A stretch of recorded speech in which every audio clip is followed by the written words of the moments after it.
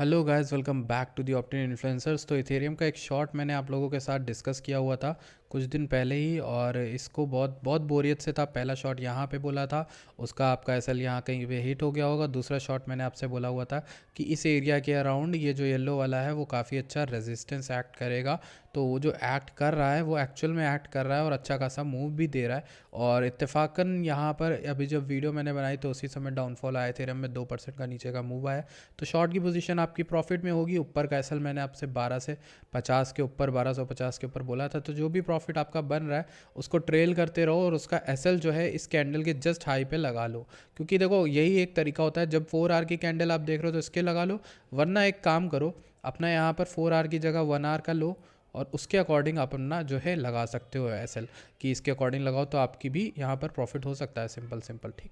तो 15 मिनट जिसमें भी टाइम फ्रेम में आप करते हो उस हिसाब से लगा सकते हो। तो अब बात करते हैं हम लोग मार्केट के बारे में। मार्केट्स क्या करना चाह रही हैं? एसएनपी जो है वो जस्ट इस समय 4 आवर में तो ये वाली रेड कैंडल बन रही है हल्की सी। शायद कोई न्यूज़ आई है, मुझे लग रहा है मार्केट में इन हुई है। पहले तो कोविड वोविड वाला हो रहा है सीन, लेकिन कोविड अगर सीरियस होता है तब अफेक्ट करेगा, वरना मेरे ख्याल से कोविड कोई इफेक्ट नहीं डालेगा इस बार। क्योंकि सबको पता है कि ऑलरेडी उस मार्केट की वजह से प्राइस गिर चुका है। तो दोबारा से कोविड की वजह से मार्केट गिरने का कोई तुक नहीं बनता। ऑफ कोर्स यहाँ पे मार्केट गिरती नज़र आ रही है, इसका कोई ना कोई रीज़न होगा, कोई ना कोई न्यूज़ आई है जो शायद मुझे अभी नहीं मालूम है।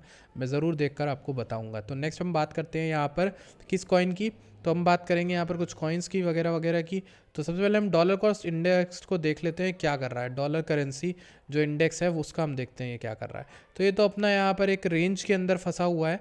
और अगर हम बात करें तो हमारा जो प्रेडिक्शन था डॉलर को लेकर वो यहाँ पर ये वाला था, और ये अच्छा खासा ऊपर जा रहा है। इसका मतलब दैट मीन्स कि यहाँ पे स्ट्रांगनेस आई हल्की सी। लेकिन मैंने जो आपको इसका पाथ बताया वो क्लियरली यही वाला है। अगर यहाँ से बाउंस मारना चाहे तो ऊपर मार सकता है 107 वगैरह तक। लेकिन मेरे ख्याल से कि ये सपोर्ट जब टूटता है तो डॉलर डायरेक्टली हमारे पास 101 102 के अराउंड आराम से ट्रेड करना चाहिए। मेरे ख्याल से 102 के अराउंड इसको ट्रेड करना चाहिए। तो ये मेरा डॉलर को लेकर प्रेडिक्शन है और उसकी वजह से थोड़ा मार्केट से स्ट्रांग हो सकती हैं। इथेरियम वापस से 1200 आने की कोशिश कर रहा है। जो भी आया जैसा भी आया, आप अपनी ट्रेड को उसके अकॉर्डिंग प्लान कर लेना। वो आपका काम है, वो आप पर मैं छोड़ता हूँ। नीचे बात कर लेते हैं एटम की। तो एटम की शॉर्ट की पोजीशन मैंने आपसे बोली थी। यहाँ पे थोड़ा बहुत आप एटम को पिक कर सकते हो लॉन्ग टर्म बैग में, लेकिन अगर शॉर्ट करना है शॉर्ट टर्म में शॉर्ट कर सकते हो। मैं ये बोलूँगा कि अगर ये नीचे आपको कहीं भी मिलता है, आप one of the lucky guys होगे जिनको एटम इतने सस्ते में मिल रहा होगा। तो बात करें एवैक्स की। एवैक्स हमारा यहाँ पर दोबारा से 10 के आसपास आने की कोशिश करेगा। तो अगर आता है तो इसको पिक करना मत भूलना, ठीक। यहाँ पर बात करें एससीआरटी की।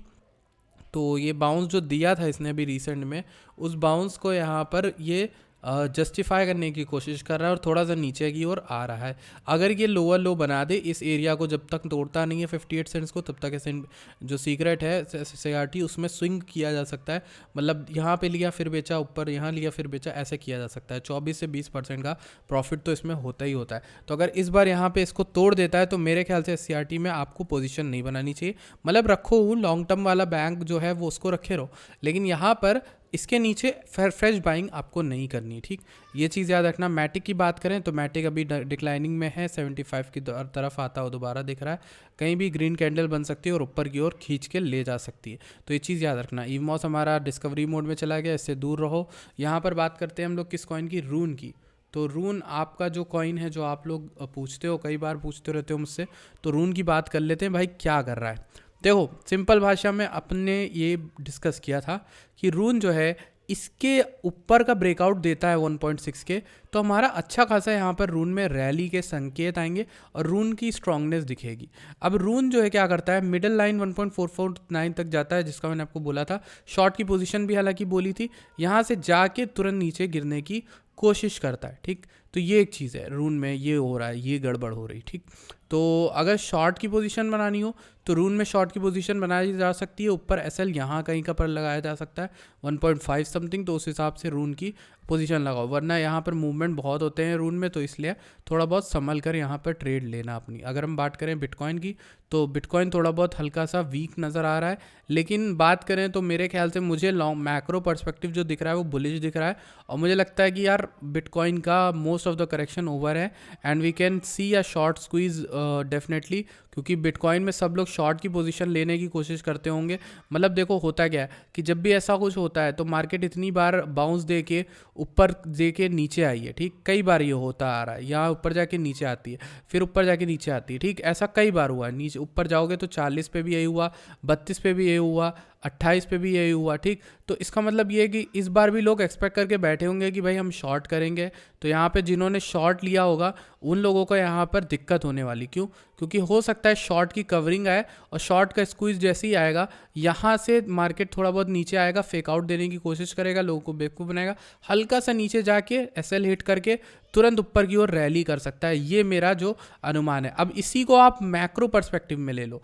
माइक्रो पर्सपेक्टिव से मेरा मतलब ये है कि यही सेम चीज़ बीटीसी ऐसे करे कि इसको तोड़े और 13,900 या 14,000 वाले को टेस्ट करके तुरंत ऊपर की ओर भागता चला जाए। तो ये एक रीटेस्ट का जो सिनेरियो ये मैं बता रहा हूँ कि ऐसा कुछ हो सकता है, क्योंकि शॉर्ट स्क्वीज तो आने वाली है भयंकर। ये मुझे बीटीसी में देखने को मिल रहा है, देखने को लग भी रहा है। मुझे लगता है कि बीटीसी अच्छा खासा तैयारी बना रहा है, बेस बना रहा है कि 20,000 तक जा सकता है, लेकिन पहले नीचे जाके। तो ये एक लेग जो है वो फॉर्म कर सकता है।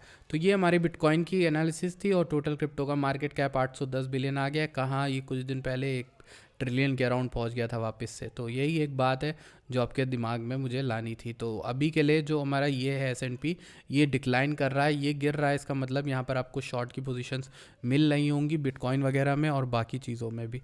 तो that's it for today's video. I hope आपको अच्छी लगती तो प्लीज़ वीडियो लाइक करके जाना, चैनल को सब्सक्राइब करना, टेलीग्राम को जुड़ना, डिस्क्रिप्शन में आपको लिंक मिलेगी। Thank you so much for watching this video.